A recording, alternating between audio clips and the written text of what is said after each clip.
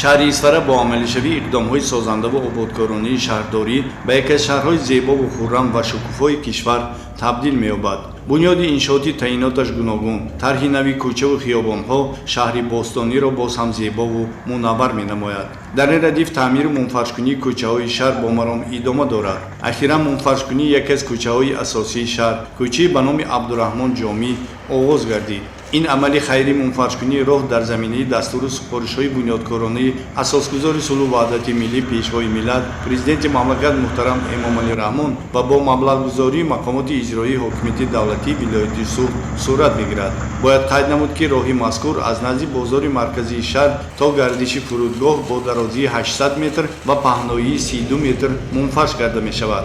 фармоишгари корҳо мақомоти иҷроии ҳокимияти давлатии вилояти Суғд буда пудратчиёни роҳ ҷамъияти дорои масъулияташ маҳдуди ваҳдат 2017 шаҳри Хуҷанд ва муассисаи назорати давлатии истифодабарии роҳҳои автомобилгарди шаҳри Исфара мебошанд. роҳсозон ба сифати масолеҳ ва иҷрои корҳои таъмирӣ аҳамияти махсус зоҳир менамоянд ва ният доранд ки корҳои тахту ҳамворкунӣ, мустаҳкамкунии қабати роҳ ва мунфаршкуниро дар муҳлати кӯтоҳ ва бо сифати баланд анҷом диҳанд.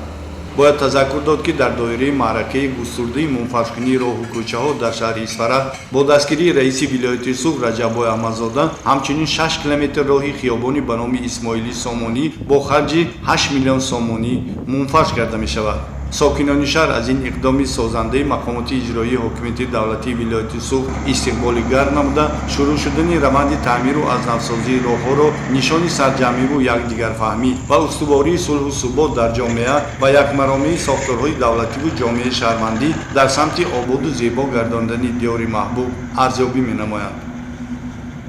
имрӯз дар баробари созандагию бунёдкориҳо, дар баробари амалӣ намудани дастуру ҳидоятҳои асосгузори сулҳу ваҳдати миллӣ, пешвои миллат президенти ҷумҳурии Тоҷикистон муҳтарам Эмомалӣ Раҳмон, обод кардани роҳҳо, аз нав тармиму таъмир кардани кӯчаҳо, роҳҳо давом дорад. дар қаламрави вилоят бо сарварии раиси вилояти Суғд муҳтарам Раҷаббой Аҳмадзода, дар шаҳру диёҳоти Исфара таҳти сарварии раиси шаҳрамон муҳтарам Баҳодурзода Баҳоваддин Баҳодур ҳам ҳамин созандагии бунёдкориҳо, ҳамин ободгариҳо давом ёфта истодааст. тавре ки дида истодаед, имрӯз паси ҳам кӯчаҳои шаҳри Исфара, кӯчаҳои диёҳот обод шуда, мунфарш гардида, таъмир ёфта истодаанд. дар маркази шаҳр чанд рӯз инҷониб гурӯҳи коргарон, гурӯҳи ободкорон ба мунфарш кардани яке аз роҳҳои асосии даруни шаҳрамон камари ҳиммату ғайрат бастанд.